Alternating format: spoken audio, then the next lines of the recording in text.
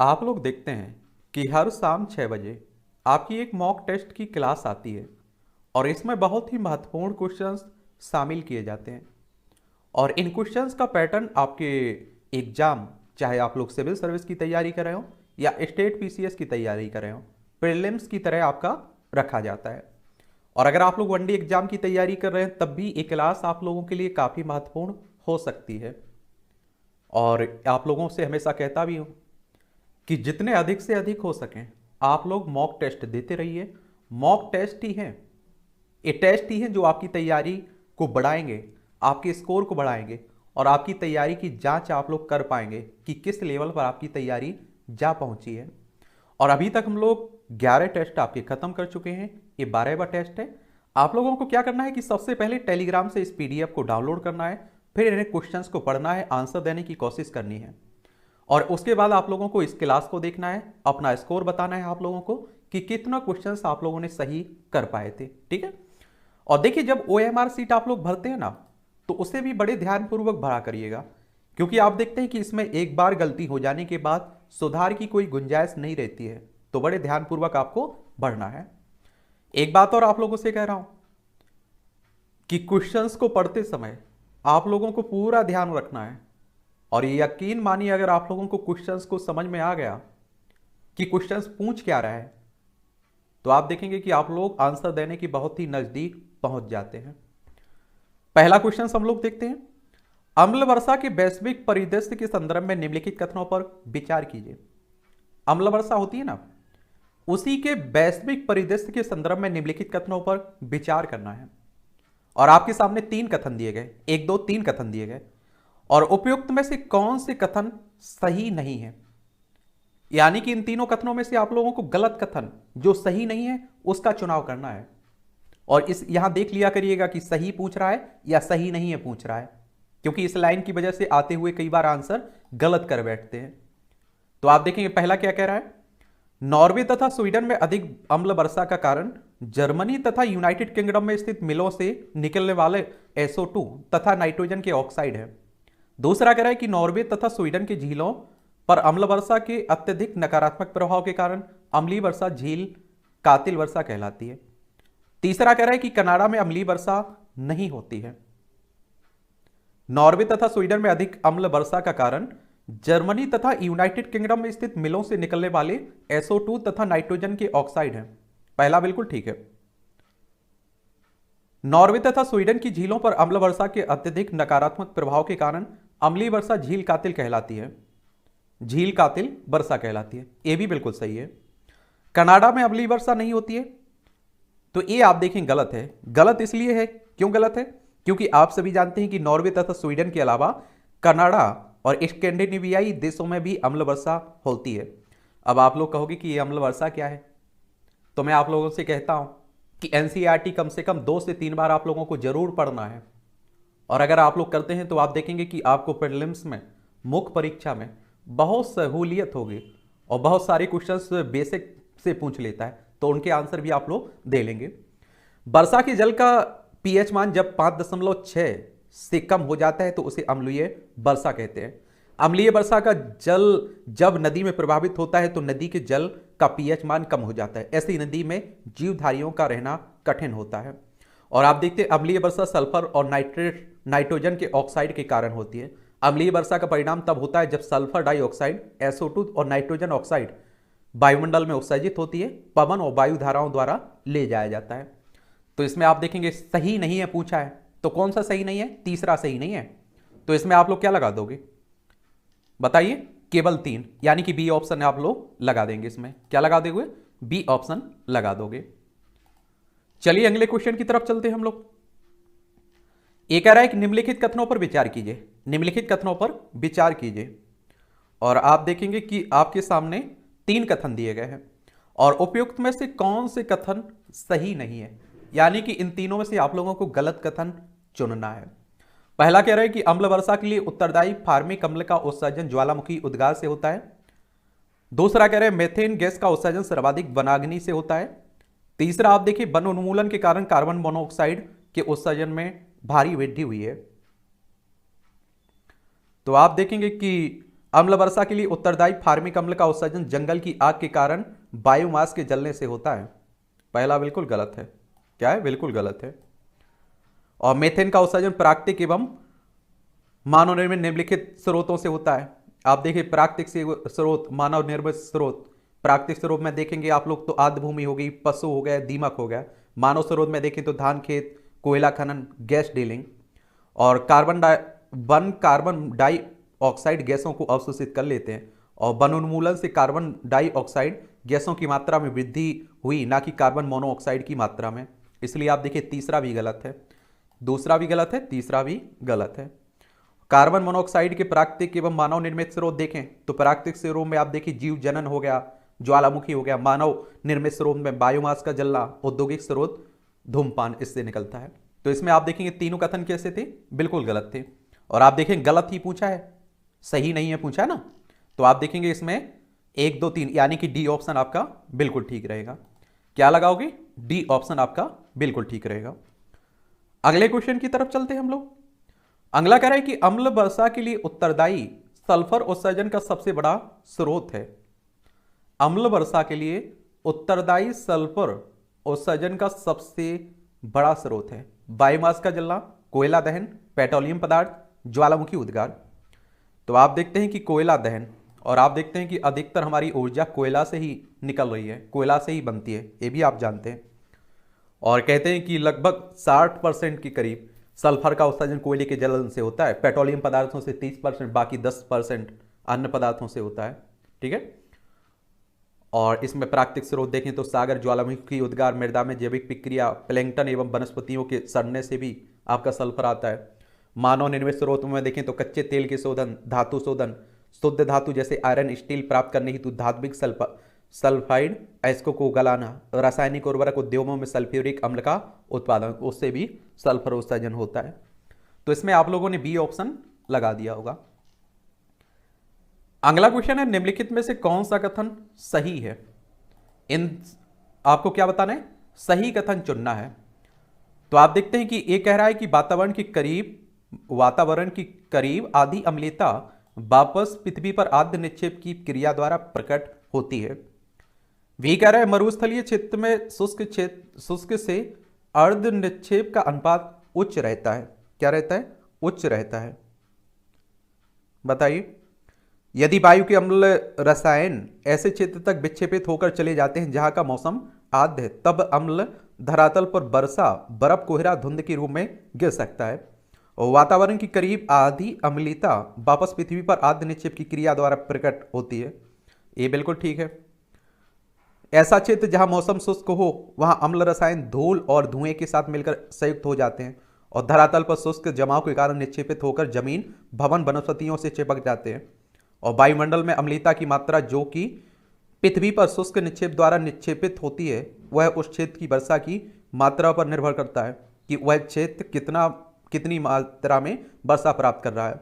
यही कारण है कि मरुस्थलीय क्षेत्र में शुष्क से आर्द्र निक्षेप का अनुपात उच्च रहता है, बजाय उस क्षेत्र से जो ज़्यादा वर्षा प्राप्त करता है। तो इसमें आप देखिए बी भी ठीक है, यानी कि आप देखेंगे कि आपका ए बी दोनों सही है, यानी कि आप देखेंगे सी ऑप्शन आपका बिल्कुल ठीक रहेगा। ए बी दोनों कथन बिल्कुल सही है इसमें। तो क्या लगाओगे? C option. OMR सीट में आप लोग क्या भर दोगे? सी पे गोला लगा दोगे। ठीक है। अगले क्वेश्चन की तरफ चलते हैं। अगला क्वेश्चन क्या कह रहा है? ये कह रहा है कि निम्नलिखित कथनों पर विचार कीजिए भैया। 4 कथन आपके सामने दिए गए और इन चारों में से उपयुक्त में से कौन सा कथन सही है, यानी कि इन चारों कथनों में से आपको सही कथन चुनना है।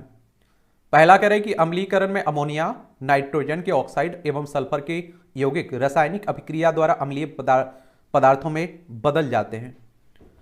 दूसरा कह रहा है कि 5.6 से अधिक pH मान वाली वर्षा को अम्ल वर्षा के अंतर्गत रखा जाता है। तीसरा कह रहा है कि अम्ल निक्षेप पर्यावरण के लिए लाभकारी है। और 4 कह रहा है कि SO2, NOx एवं फार्मिक अम्ल अम्ल वर्षा के लिए सबसे ज़्यादा जिम्मेदार गैसें हैं। अब आप देखिए, अगर पीछे से आप लोग अच्छे से पढ़ रहे हैं ना, तो इसके आंसर आप लोगों को आ गया होगा।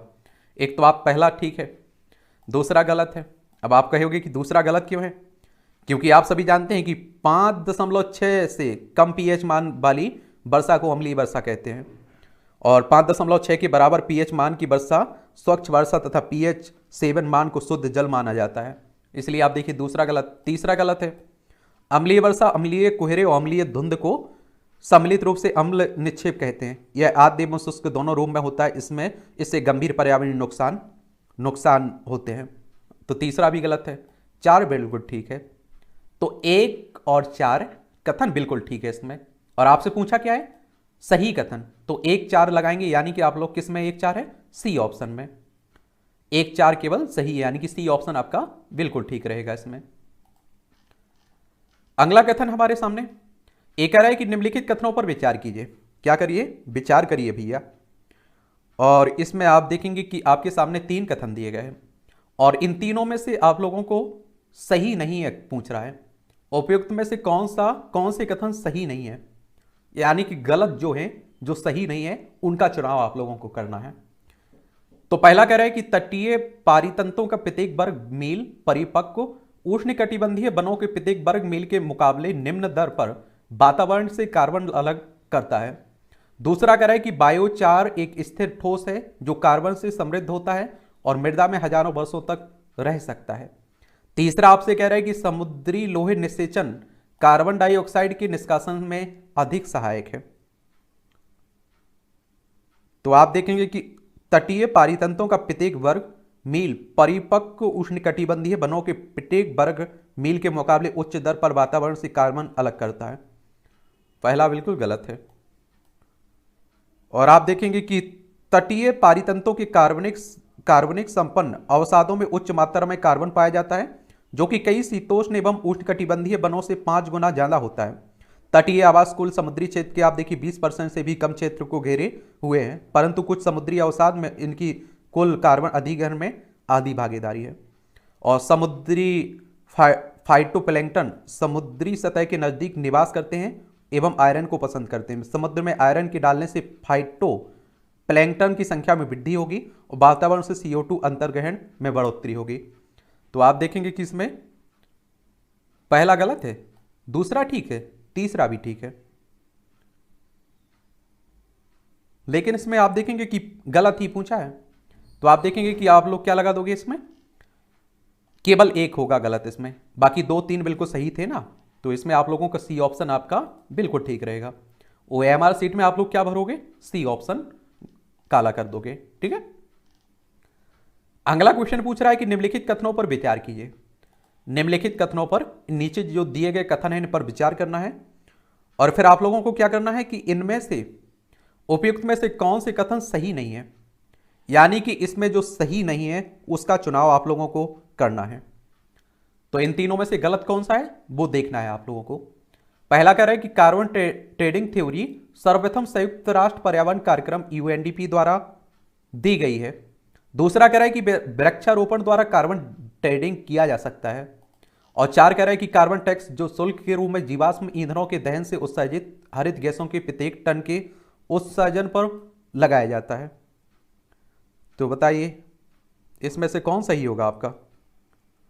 एक तो UNP के बारे में बता देता हूं आपको, यूनाइटेड नेशंस एनवायरनमेंट प्रोग्राम की बात हो रही। 5 जून 1972 में इसकी स्थापना हुई थी। कब हुई थी, 1972 में इसकी स्थापना हुई थी। कार्बन क्रेडिट की खरीद और बिक्री ही कार्बन ट्रेडिंग कहलाती है। यह अर्थव्यवस्था के अंदर और अंतर्राष्ट्रीय कारोबार के रूप में भी हो सकती है। कार्बन ट्रेडिंग थ्योरी 1970 के दशक में सबसे पहले सर्वप्रथम संयुक्त राष्ट्र पर्यावरण प्रोटेक्शन एजेंसी द्वारा दी गई थी और इसलिए आप देखेंगे पहला बिल्कुल गलत है। वृक्षारोपण के जरिए भी कार्बन ट्रेडिंग संभव है। अगर कोई कंपनी सीमा से ज्यादा कार्बन उत्सर्जन कर रही है तो उसकी क्षतिपूर्ति वह वनीकरण विकल्प को अपनाकर कर सकती है। दूसरा बिल्कुल ठीक है, तीसरा आपका बिल्कुल ठीक है, लेकिन ठीक तो ठीक है, 2 3 ठीक है इसमें, लेकिन पूछा है आपसे कि गलत बताना है, सही नहीं है, उसका चुनाव करना है। तो आप देखें पहला गलत था ना इसमें, तो आपका केवल ए हो जाएगा, केवल 1 ए ऑप्शन आपका बिल्कुल ठीक रहेगा। इसमें ए ऑप्शन आपने लगा दिया। अगले क्वेश्चन की तरफ चलते हैं। ए कह रहा है कि निम्नलिखित कथनों पर विचार कीजिए। निम्नलिखित कथनों पर विचार कीजिए और आपके सामने 4 कथन दिए गए। कितने, 4 कथन दिए गए और उपयुक्त कथनों में से कौन से सही हैं। इन चारों कथनों में से आप लोगों को सही कथन का चुनाव करना है। एक कह रहा है कि भारत क्योटो प्रोटोकॉल के एनेक्स 1 का देश है। दूसरा आपसे कह रहा है कि क्योटो प्रोटोकॉल के तहत एनेक्स 1 में शामिल देशों के हरित गृह गैसों के उत्सर्जन में 2012 तक 1990 के स्तर से 5.2% कमी ले आना था। 3 कह रहा है कि New York climate exchange carbon credit के व्यापार हेतु विश्व बाजार के रूप में कार्य कर रहा है। 4 कह रहा है कि भारतीय कार्बन क्रेडिट के सबसे बड़े खरीदार देश यूरोपियन देश हैं। तो इनमें 4 में कौन सही होगा, कौन गलत होगा? कार्बन क्रेडिट क्या होता है? कार्बन क्रेडिट एक व्यापार योग्य प्रमाण पत्र है जो धारक को 1 टन कार्बन डाइऑक्साइड या कार्बन डाइऑक्साइड के वैश्विक तापन क्षमता के बराबर अन्य हरित गैसों जिनकी मात्रा 1 टन CO2 के बराबर हो के उत्सर्जन का अधिकार देता है। और भारत एक विकासशील देश है और क्योटो प्रोटोकॉल के अंतर्गत विकासशील देशों को नॉन एनेक्स 1 श्रेणी में रखा गया है। तो आप देखेंगे पहला तो इसमें क्या हो जाएगा, गलत हो जाएगा। तो और भारत एक विकासशील देश है। New York climate exchange carbon credit व्यापार हेतु बाजार के रूप में कार्य नहीं करता है, बल्कि Chicago climate exchange carbon credit trading exchange हेतु बाजार के रूप में काम करता है। और आप देखेंगे कि multi commodity exchange of India और यूरोपीय climate exchange, Nord pool, Norway, Sweden, Denmark, Finland. तीसरा भी इसमें गलत था। तो आप देखिए 2 और 3 तो बिल्कुल, 2 और 4 बिल्कुल सही होंगे ना। दूसरा भी ठीक है और 4 भी ठीक है, 1 और 3 गलत था। तो इसमें क्या रहेगा, 2 और 4 सही है। तो बी ऑप्शन में ही तो देख रहे हैं, केवल 2 और 4 सही है। बी ऑप्शन आपका बिल्कुल ठीक है इसमें। अगला क्वेश्चन है आपके सामने। एक कह रहा है कि ब्लू कार्बन पहल के संदर्भ में निम्नलिखित कथनों पर विचार कीजिए। ब्लू कार्बन पहल के संदर्भ में निम्नलिखित कथनों पर विचार कीजिए। और आपके सामने 3 कथन दिए गए हैं। कितने?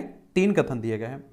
उपयुक्त में से कौन से सही नहीं है? इनमें से आप लोगों को गलत कथन चुन लेना है। क्या कर लेना है? गलत कथन चुन लेना है। ब्लू कार्बन पहल का प्रमुख लक्ष्य तटीय एवं समुद्री आवास के विघटन की वर्तमान प्रवृत्ति को परिवर्तित करना एवं कार्बन अधिग्रहण की मात्रा एवं क्षमता को बनाए रखना है। दूसरा कह रहा है कि अंतर्राष्ट्रीय ब्लू कार्बन की पहल 2012 में शुरू हुई। और तीसरा कह रहा है कि अंतर्राष्ट्रीय ब्लू कार्बन पहल का UNDP एवं यूनेस्को की आप देखेंगे कि के साथ CI कंजर्वेशन इंटरनेशनल द्वारा आप देखते हैं कि नेतृत्व किया जा रहा है। Intergovernmental oceanographic commission. बताइए इसमें से 3 में से आप लोगों को सही चुनना है। तो ब्लू कार्बन पहल तटीय समुद्री पारितंत्र के संरक्षण एवं जलवायु परिवर्तन में कमी लाने के लिए शुरू किया गया वैश्विक कार्यक्रम है। और अंतर्राष्ट्रीय ब्लू कार्बन पहल 2011 में शुरू की गई थी। और IUCN और यूनेस्को के IOC के साथ आप देखेंगे CI अंतर्राष्ट्रीय ब्लू कार्बन पहल को नेतृत्व प्रदान कर रहा है। और ब्लू कार्बन पहल के अंतर्गत 2025 तक के लिए लक्ष्य निर्धारित किए गए जो इस तरह से हैं। इसका लक्ष्य तटीय एवं समुद्री आवास के विघटन की वर्तमान प्रवृत्ति को परिवर्तित करना एवं कार्बन अधिग्रहण की मात्रा एवं क्षमता को बनाए रखना है। सक्षम पारितंत्र आधारित प्रबंधन के अंतर्गत ब्लू कार्बन इकोसिस्टम के क्षेत्र में महत्वपूर्ण रूप से वृद्धि करना। $40 मिलियन का तटीय एवं समुद्री पारितंत्र के संरक्षण और पुनर्वास हेतु उपयोग करना एवं कार्बन कैप्चर एवं अधिग्रहण हेतु उनकी क्षमता को बढ़ाना। तो इसमें आप देखेंगे कि क्या पूछ रहा है, सही नहीं है। तो आप देखिए पहला तो बिल्कुल ठीक है ना, दूसरा गलत है क्योंकि 2011 में शुरू हुई, और तीसरा भी गलत है। लेकिन यहां आप देखते हैं कि एक तो IUCN की बात हुई है, इसके बारे में जान लीजिए। और ये आप देखें किसकी बात हो रही है, international union for conservation of nature. इसकी स्थापना 5 अक्टूबर 1948 में हुई थी। स्विट्जरलैंड में हेडक्वार्टर देखने को मिलेगा। यहाँ यूनेस्को की बात हुई है, किसकी? यूनेस्को की बात हुई है। तो आप देखते हैं कि किसकी बात हो रही है, the United Nations Educational Scientific and Cultural Organization. इसकी स्थापना 16 नवंबर 1945 में हुई थी। पेरिस फ्रांस में इसका हेडक्वार्टर देखने को मिलेगा।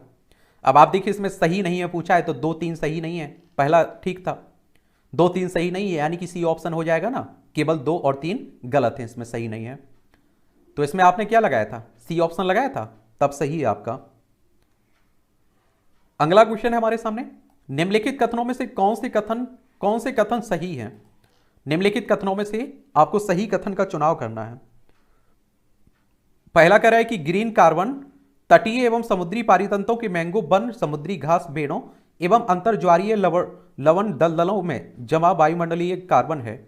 दूसरा कह रहा है कि ग्रीन कार्बन तटीय एवं समुद्री पारितंत्रों के मैंगो वन, समुद्री घास बेड़ों एवं अंतर्ज्वारीय लवण दलदलों में जमा वायुमंडलीय कार्बन है। तो भैया इसमें तो पहला ठीक है, दूसरा गलत है। तो आप देखिए ग्रीन और ब्लू कार्बन कार्बन सिंक की भूमिका निभाते हैं। काले एवं भूरे कार्बन से अलग ये दोनों वातावरण से हरित ग्रह गैसों के अधिग्रहण का कार्य करते हैं। पहला ठीक है। तटीय एवं समुद्री पारितंत्रों के मैंगो वन, समुद्री घास बेड़ों एवं अंतर्ज्वारीय लवण दलदलों में जमा वायुमंडलीय कार्बन ब्लू कार्बन कहलाते हैं। प्रकाश संश्लेषण की क्रिया द्वारा वातावरण के CO2 से कार्बन डाइऑक्साइड से जो कार्बन निकलकर पौधे एवं मिट्टी में संगीत हो जाता है, ग्रीन कार्बन कहलाता है। ग्रीन कार्बन वैश्विक कार्बन चक्र का जीवंत भाग है एक तरह से। तो भैया इसमें आपका एक ही सही है। तो क्या लगाया था आपने? ए ऑप्शन आप लोगों ने लगाया होगा इसमें। अगला क्वेश्चन है, निम्नलिखित में से कौन एक प्राकृतिक सिंक नहीं है? निम्नलिखित में से कौन एक प्राकृतिक सिंक नहीं है? विघटित तेल भंडार और अखननीय खदान, समुद्र वन मृदा। तो इसमें आप देखेंगे ए ऑप्शन होगा। कोई भी माध्यम जो कार्बन को छोड़ने से ज्यादा अवशोषित करे उसे कार्बन सिंक कहते हैं। और कार्बन सिंक दो प्रकार के होते हैं, एक तो प्राकृतिक सिंक और इसके अंतर्गत आप देखें समुद्र वन मृदा तथा कृत्रिम सिंक में विघटित तेल भंडार अखननीय खदान आती हैं। तो इसमें ए ऑप्शन आपका बिल्कुल ठीक है। ठीक है। अगला क्वेश्चन है, निम्नलिखित कथनों पर विचार कीजिए। आप लोग निम्नलिखित कथनों पर विचार करना है आपको। और इसमें आपको 3 कथन दिए गए हैं। कितने? 3 कथन दिए गए हैं। और उपयुक्त कथनों में से कौन सा कथन सही है? इन तीनों में से आप लोगों को सही कथन चुनना है। पहला आपसे कह रहा है कि भारत में वन एवं जलवायु परिवर्तन विभाग द्वारा कार्बन कैप्चर और स्टोरेज पर 2007 में राष्ट्रीय कार्यक्रम शुरू किया गया। दूसरा आपसे कह रहा है कि एक कैप्चर स्टोरेज तकनीकी से युक्त पावर प्लांट में साधारण पावर प्लांट की अपेक्षा वातावरण से 80 से 90% तक CO2 उत्सर्जन में कमी आ सकती है। 3 कह रहा है कि कार्बन कैप्चर एवं स्टोरेज के अंतर्गत CO2 के रिसाव का खतरा बना हुआ है जो मानव तथा जंतुओं के लिए हानिकारक हो सकता है। तो आप देखेंगे कि 2 और 3 तो इसमें बिल्कुल सही कह रहा है। 2 और 3 बिल्कुल सही कह रहा है, लेकिन पहला गलत कह रहा है। भारत में कार्बन कैप्चर स्टोरेज की गतिविधियां विज्ञान एवं प्रौद्योगिकी विभाग के अंतर्गत आती हैं। यह विभाग विज्ञान प्रौद्योगिकी मंत्रालय के अंतर्गत काम करता है। 2007 में विज्ञान एवं प्रौद्योगिकी मंत्रालय द्वारा कार्बन अधिग्रहण अनुसंधान पर राष्ट्रीय कार्यक्रम आयोजित किया था। इसलिए आप देखें पहला गलत था, लेकिन 2 और 3 बिल्कुल इसमें ठीक थे। तो आपसे क्या पूछा था? सही पूछा है आप लोगों से। तो 2 3 सही है, यानी कि आप लोग सी ऑप्शन लगाएंगे ना। सी ऑप्शन में ही 2 और 3 कथन देखने को मिलेंगे सही। चलिए अगले क्वेश्चन की तरफ चलते हैं। अगला क्वेश्चन आपसे कह रहा है कि जलवायु, क्या कह रहा है? जलवायु परिवर्तन शमन के लिए रणनीतियों के संदर्भ में निम्नलिखित कथनों में से कौन सा सही नहीं है? तो आप लोग देख लीजिए, 3 तो भाई सही होंगे, 1 गलत होगा। उसी गलत का चुनाव कर लेना है आपको। कार्बन कैप्चर स्टोरेज का प्रारंभिक प्रयोग। दूसरा कह रहे हैं कि वनीकरण एवं पुनर्वनीकरण, वन प्रबंधन और निर्वनीकरण में वृद्धि। तीसरा कह रहा है सड़क परिवहन मॉडल से रेल एवं परिवहन योजना की तरफ मुड़ना। 4 कह रहा है नाइट्रस ऑक्साइड के उत्सर्जन में कमी हेतु उन्नत नाइट्रोजन उर्वरक प्रयोग प्रौद्योगिकी। तो इसमें आप देखेंगे कि बी ऑप्शन होगा, क्योंकि बी गलत है और गलत ही आपसे पूछा है। जलवायु परिवर्तन में कमी लाने के लिए UNFCCC एवं क्योटो प्रोटोकॉल की स्थापना जलवायु परिवर्तन के प्रति वैश्विक जवाबदेही को दर्शाता है। और वर्तमान में जलवायु परिवर्तन में कमी लाने हेतु निम्नलिखित रणनीतियां इस प्रकार हैं। ऊर्जा क्षेत्र में अगर आप देखें तो उन्नत आपूर्ति एवं वितरण कुशलता, नवीकरणीय ताप एवं शक्ति भी, कार्बन कैप्चर एवं स्टोरेज का प्रारंभिक उपयोग, कोयले से गैस ईंधन की तरफ उन्मुख होना, नाभिकीय शक्ति। परिवहन क्षेत्र में देखें तो सड़क परिवहन मॉडल में से रेल एवं सार्वजनिक परिवहन योजना की तरफ मुड़ना, हाइब्रिड वाहनों को बढ़ावा देना, स्वच्छ ईंधन वाले वाहनों के प्रयोग को बढ़ाना। कृषि क्षेत्र में देखें तो मृदा कार्बन संग्रहण में वृद्धि करने हेतु फसल एवं चराई हेतु भूमि प्रबंधन, नाइट्रस ऑक्साइड के उत्सर्जन में कमी लाने हेतु उन्नत नाइट्रोजन उर्वरक प्रयोग प्रौद्योगिकी। वन में अगर आप देखें तो वनीकरण एवं पुनर्वनीकरण, वन प्रबंधन, निर्वनीकरण में कमी, कार्बन अधिग्रहण में वृद्धि, कार्बन कैप्चरिंग। कार्बन डाइऑक्साइड या कार्बन के अन्य रूपों को ग्रहण कर उन्हें लंबे समय तक संग्रहित करके रखना कार्बन अधिग्रहण कहलाता है, और इसे ही नाम से जाना जाता है, इसे कार्बन कैप्चर एंड स्टोरेज के नाम से जानते हैं। तो इसमें आप लोगों ने क्या लगाया होगा? बी ऑप्शन लगा दिया होगा, क्योंकि बी सही नहीं और सही नहीं है पूछा है, तो बी ऑप्शन आपका हो जाएगा इसमें। अगले क्वेश्चन की तरफ चलते हैं। एक कह रहा है कि जलवायु परिवर्तन के स्वास्थ्य पर प्रभाव के संदर्भ में निम्नलिखित कथनों पर विचार कीजिए। और आपके सामने 3 कथन दिए गए, उपयुक्त में से कौन से कथन सही हैं? इन तीनों में से आप लोगों को सही कथन चुनना है। पहला कह रहा है कि, माफ करिए 2 कथन हैं इसमें, 3 नहीं 2, सॉरी 2। जलवायु परिवर्तन निम्नस्थ तटीय क्षेत्र छोटी द्वीप में रहने वाले लोगों के स्वास्थ्य को अधिक प्रभावित करेगा। उच्च अक्षांशीय क्षेत्रों के लोगों में कुपोषण जैसी समस्याओं में वृद्धि निम्न अक्षांशीय क्षेत्रों की तुलना में अधिक होगी।